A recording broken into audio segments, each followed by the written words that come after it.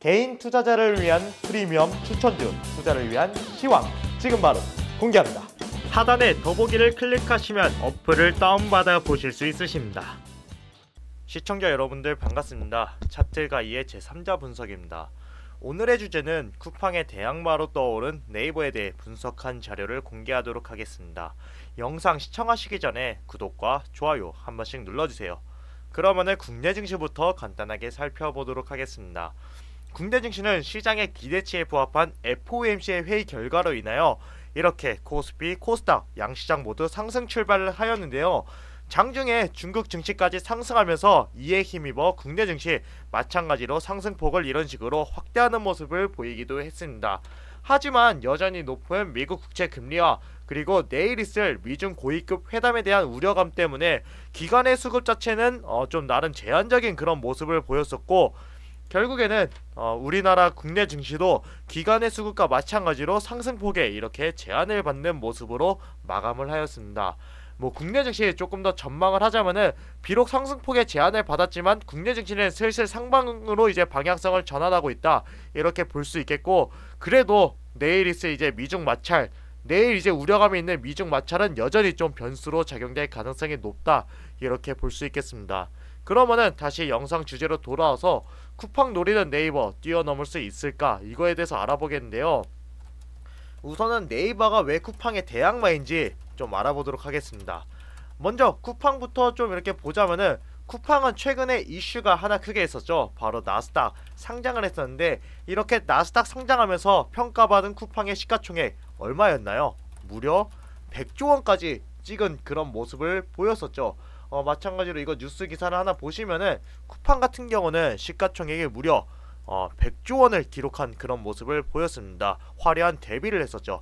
그렇기 때문에 이런 모습을 통해 알아볼 수 있는 건, 현재 이커머스에서 본다면은 독보적인 이커머스 원탑은 바로 쿠팡이다, 이렇게 볼 수 있겠습니다. 이러한 쿠팡 때문에 위기의식을 느낀 네이버 같은 경우는 3자 연합전선을 구축하죠. 혼자서는 쿠팡을 상대하기 힘듦을 이제 깨달았으니까 연합전선을 구축합니다. 그 연합전선 뭘까요? 바로 네이버, 그리고 신세계, 그리고 택배업계 1인 CJ 대한통운을 합치면서 이제 반쿠팡 동맹인가 쿠팡을 대적하기 위한 3자 연합전선을 구축했었고요. 그리고 이 3자 연합 구축에 이어서 이베이 코리아까지 인수하려는 그런 이제 움직임이 나오고 있습니다. 마찬가지로 이거 네이버 뉴스로도 나온 부분인데, 이베이 코리아 인수카드 만지작 이렇게 얘기하고 있죠. 이달 초에 비밀 내 투자 설명서를 수령했다, 이렇게 나오는데, 사실상 이베이 코리아 같은 경우는 신세계가 계속 눈독을 들이고 있는 그런 기업입니다. 그러한 이제 신세계와 네이버가 또 연합전선을 구축했기 때문에 충분히 이베이 코리아 인수전에 참전할 가능성이 높죠.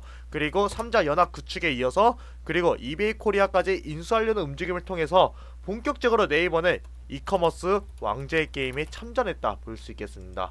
520조원에 달하는 이제 그런 왕좌의 게임이라 볼 수 있겠는데, 쿠팡과 이렇게 520조원의 판돈이 걸린 그런 왕좌의 게임을 시작하고 있죠. 자, 그러면은 이런 왕좌의 게임에 참전한 네이버 경쟁력은 어떨까요? 무려 520조원의 판돈이 걸린 그런 이제 시장에 참여하기 때문에 경쟁력을 알아보는 게 굉장히 중요하다 볼 수 있겠는데, 네이버 같은 경우는 가장 알 수 있는 사실은 그거죠. 가장 잘 알 수 있는 사실은 네이버는 대한민국에서 검색 포털 1위의 기업으로 상당히 잘 알려진 그런 기업입니다. 네이버 포털 검색 1위인 이제 그런 플랫폼을 갖추고 있기 때문에 이커머스 최강자리 충분히 노릴 수 있는 거죠. 검색 플랫폼 1위이기 때문에 최강의 플랫폼을 갖췄다, 이렇게 볼 수 있겠습니다. 그리고 이 검색 포털 1위인 네이버는 그냥 혼자서 맞상대하는 게 아니라 연합전선을 구축하죠. 아까 얘기했듯이 신세계, 그리고 국내에서 택배업계 1위를 자랑하는 CJ 대한통운과 이렇게 지분 맞교환을 하면서 연합전선을 구축했습니다. 이 때문에 이렇게 검색포털 1위가 연합전선을까지 구축한다면은 가치는 무려 40조원에 달할 것이라는 기대감이 나오고 있습니다. 네이버의 시가총은 60조가 넘는데 40조면 좀 낮는 거 아니냐, 이렇게 볼 수 있겠지만, 네이버가 아니라 네이버 쇼핑만 보더라도 40조 가치를 재평가받고 있습니다. 그리고 이러한 40조에 이어서 더욱더 성장할 것이라는 그런 이제 전문가들의 전망도 나오고 있고요. 따라서 지금 당장 네이버 쇼핑만 보더라도 이커머스 부분에서 40조 기대감을 갖고 있다 볼 수 있는데, 사실 100조 원의 쿠팡과 비교해서는 조금 부족할 수 있겠죠.